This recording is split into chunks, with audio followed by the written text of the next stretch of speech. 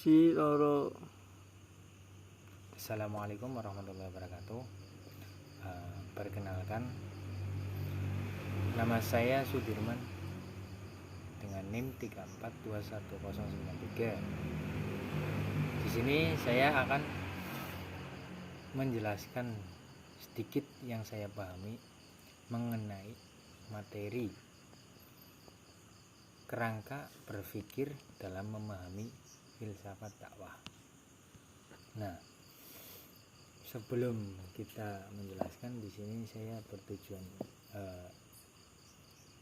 untuk memenuhi tugas UTS dalam mata kuliah filsafat dakwah. Oke, langsung saja.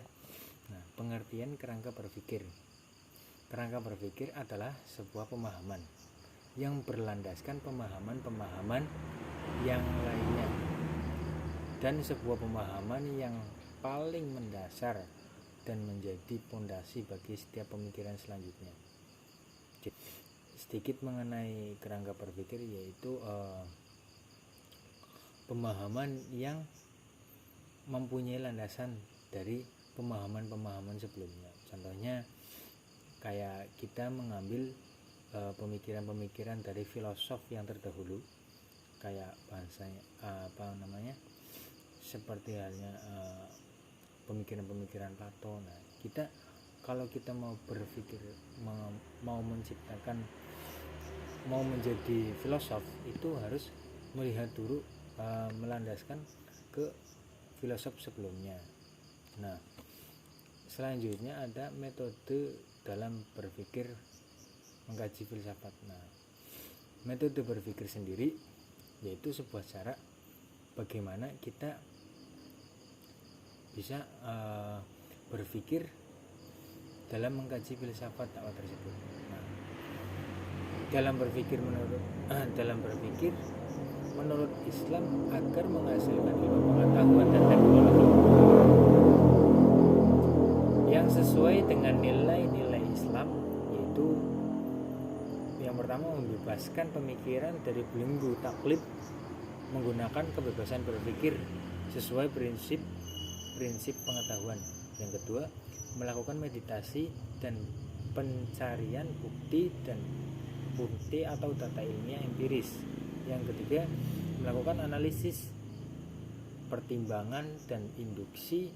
Langkah ini merupakan pelajaran dengan berpedoman pada prinsip penalaran untuk menemukan kebenaran ilmiah dari data-data empiris yang dikemukakan.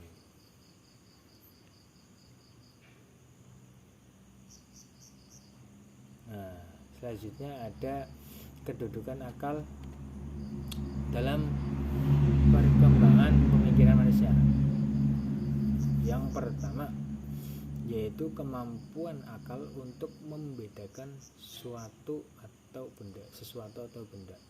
Yang kedua, kemampuan manusia dalam mengapresiasikan berbagai pengalaman bersifat empiris sehingga manusia dapat memanfaatkan untuk kepentingan diri dalam kerangka pengabdian kepada Tuhannya.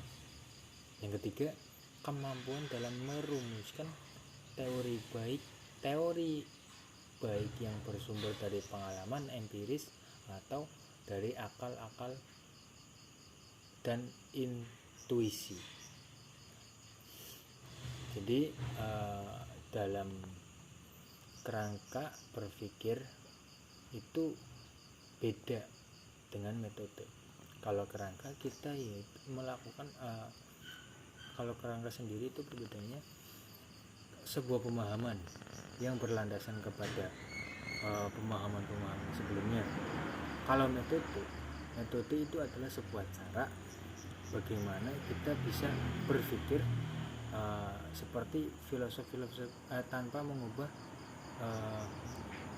pemahaman dari filosof yang sebelumnya gitu. Nah, jadi kesimpulannya,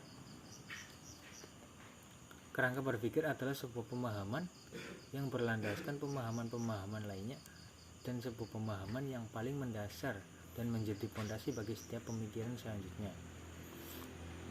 dalam pengkajian filsafat memang tidak bisa lepas dari akal. Nah, karena memang akal adalah sumber utama dalam berpikir. Terlebih filsafat di sini digunakan untuk berdakwah. Maka dari itu Allah berkali-kali menyuruh manusia untuk menggunakan akal dengan sebaik-baiknya. Karena filsafat memang juga menjadi landasan dalam berdakwah. Nah, segitu materi yang bisa saya sampaikan. Mohon maaf bila ada kekurangan. Terima kasih. Saya pamit. Wassalamualaikum warahmatullahi wabarakatuh.